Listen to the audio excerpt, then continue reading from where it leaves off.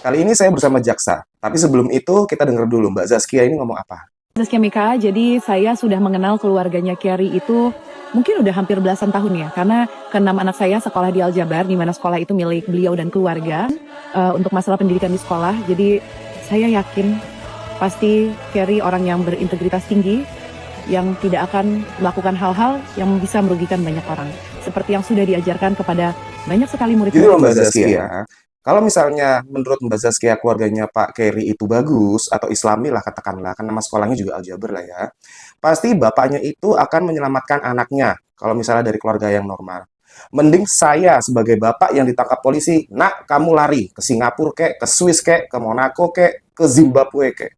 Karena saya harus menyelamatkan anak saya. Meskipun saya dan anak saya juga bersalah, seandainya bersalah. Yang rame itu kan klaim Pak Kerry ini bahwa dengan menyewa kapalnya dia, negara mendapatkan penghematan. Jadi kalau sewa kapal di luar itu sekitar 1 miliar per hari. Sedangkan kalau sewa kapalnya dia itu sekitar 580 juta per hari. Kurang lebih karena dalam US dollar ya, saya hitungnya pakai hitungan hari ini. Klaimnya adalah mereka melakukan penghematan keuangan negara. Maka dari itu pasti tidak terjadi kerugian negara. Apakah seperti itu? Ingat, yang menjadi patokan angka itu adalah TCS Swiss Max senilai 64.750 dolar per hari. Sedangkan TC itu adalah kapalnya Pak Kerry itu 37.000 dolar per hari. Ya, terkesan penghematan ya. Tapi tunggu dulu. Ada TCE dan ada TC. TCE itu adalah time charter equivalent dan TC itu adalah time charter. Apa bedanya? Time charter itu adalah harga sewa kapal per hari yang dipakai oleh Pak Kerry. Terus yang dijadikan pembanding yang katanya menghemat itu adalah TCE, Time Charter Equivalent. Apa itu? Itu adalah estimasi harga pasar saat itu, yaitu sekitar 64.000 US dollar per hari. Apa bedanya? Kalau TC itu harian, kalau TCE itu trip ya, dari titik A ke titik B. Kalau misalnya kamu sewa mobil, TC itu adalah kamu sewa rental harian. Sedangkan kalau TC itu adalah kamu sewa trip dari misalnya dari Jakarta ke Surabaya. Berapa sewa mobilnya? Baru dari sewa harga mobil itu baru dibagi per hari. Di situ ketemu angkanya. Dan yang dipakai itu adalah harga pada tanggal 25 Oktober. Dan rute trip yang dipakai itu adalah dari Houston, Amerika Serikat ke Rotterdam, Belanda. Sedangkan yang kita pakai itu adalah domestik dia, di dalam negeri. Tidak mungkin dong biaya trip yang dari luar negeri, dari benua antar benua, kita samakan dengan trip domestik. Kan rencananya dia itu kan domestik gitu kan, muter-muter di daerah lintas Indonesia aja gitu. Jadi perbandingan kata penghematan kalau menggunakan Pak Kerry tadi, itu jelas tidak apple to apple. Karena tidak harga dengan harga. Begitu, paham ya maksudnya ya? Jadi dia menyangkakan pakai angka besar, terlihat besar, padahal itu trip untuk sekali jalan, sedangkan ini trip harian.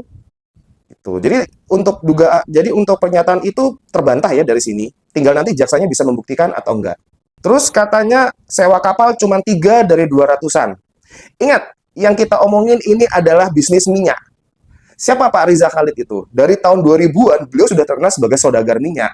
Bahkan para orang-orang zaman dulu bilang beliau adalah Theo Dolar atau paman dolar yang disinyalir pendapatan per harinya tahun 2000-an itu sekitar 9 miliar per hari.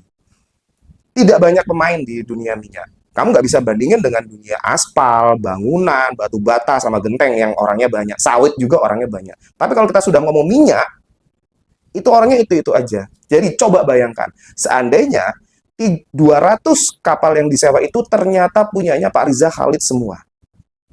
Jadi dia kan ini kan beneficial owner kan, ownernya di belakang semua. Jadi secara letter luck itu punya A, B, C, D, tapi di belakang ternyata punya dia semua. Bayangkan kalau 200 kapal lebih itu ternyata punya satu orang ini, Pak Riza Khalid. Gimana? Mau 3, mau 1, mau 10, kalau punya dia semua, gimana? Oke, sekarang yang terakhir. Jadi di kasus ini itu adalah yang utama itu ternyata kan tata kelola minyak gitu kan. Tapi yang beredar belakangan ini kan sewa kapal sama sewa tangki kan. Nah, jadi ada 3 di sini yang utama. Ada kerugian negara, ada kerugian perekonomian negara, dan penyalahgunaan wewenang atau jabatan. Gitu.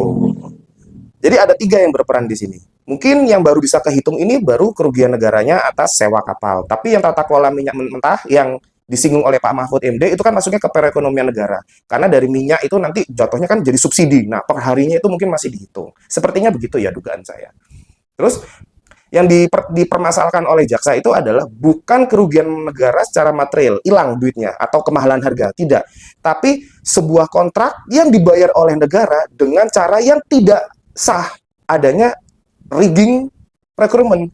Jadi ada pengkondisian tertentu agar si vendor ini menang. Kan yang muncul di berita itu kan yang sudah viral kan ada memorandum PT KPI kepada PT PIS kalau dia butuh kapal itu kan. Tapi kan di memo itu tidak menyebut harus kapal si ini, ya kan? Harus kapalnya Pak Kerry. Nah, yang dimaksud dengan penyalahgunaan wewenang itu adalah ketika Pak Kerry ingin masukkan dia kapalnya, maka muncullah memo itu agar dia bisa masuk. Gitu. Ini rekonstruksi jaksa yang saya duga seperti itu untuk mendakwakan beliau atas kerugian keuangan negara. Memang ini ribet karena di minyak ini ada calo A, calo B, PT A, PT B, vendor A, vendor B, dan ternyata orangnya juga itu-itu aja gitu. Karena ini kan, karena bisnis minyak itu kan hitungannya bukan rupiah, tapi pakai dolar. Jadi ya, you know lah.